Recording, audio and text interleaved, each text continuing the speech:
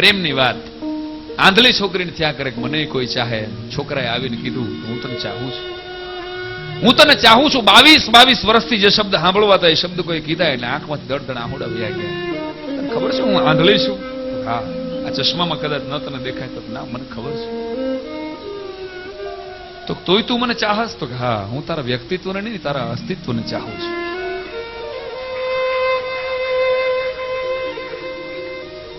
એટલે છોકરી રડવા માંડી કે કાંઈ વાંધો નહીં દોસ્ત, તે મને પહેલી વખત પ્રેમનો અહેસાસ કરાવ્યો છે. હું તારી મોહબ્બતને સ્વીકારી તો શકતી નથી, પણ એક કામ કરીશ તો શું, તારો ફોટો મને આપીશ? હા આપું ને. એની પાછળ તારું સરનામું લખી દેજે. કા તો ક્યારેક મને કોઈ દ્રષ્ટિ મળશે અને હું જોઈશ ને તો આંખની પટ્ટી ખોલીને પેલા તારો ફોટો જોઈશ. તે મને મોહબ્બત કરી છે, તે મને પ્રેમ કર્યો છે. વાત કહેતા વાર લાગે છે, ટૂંકામાં વાત કરું. છોકરાએ ફોટો આપી દીધો, એડ્રેસ આપી દીધું, પછી 3 વર્ષ વયા ગયા. વાત હવે શરૂ થાય, સાંભળજો. 3 વર્ષ પછી આ છોકરીને ચક્ષુદાનમાં કોઈ આંખો મળી, આંખો આવી એટલે છોકરીએ પટ્ટી ખોલી અને એની પાકીટમાં હાચવીને રાખેલો ફોટો કાઢ્યો.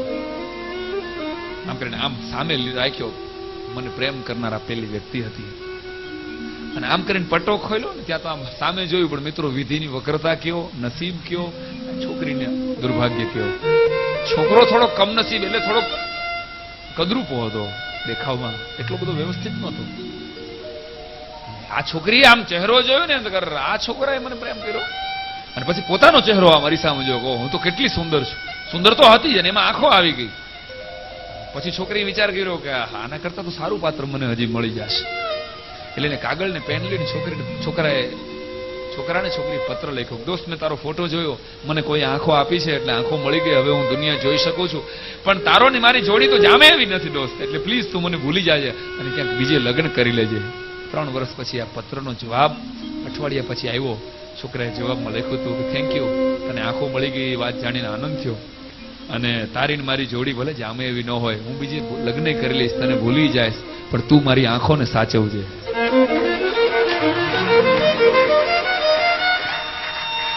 આને પ્રેમ કહેવાય દોસ્ત. મેં તને જે આંખો આપી છે, આંખોને સાચવજે. હવે મારી પાસે આંખો નથી, હવે તારી આંખે મારે દુનિયા જોવાની.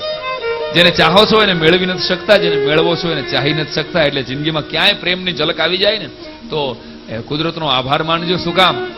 આ વાતો નવી એટલા માટે છે. પ્રેમ એટલે વેમ નામનું મારું એક ટૂંક સમયમાં ખાલી યુવાનોને ટાર્ગેટ કરીને ટાઇટલ જોક્સની વીસીડીનું આવી રહ્યું, એ હવેથી માર્કેટમાંથી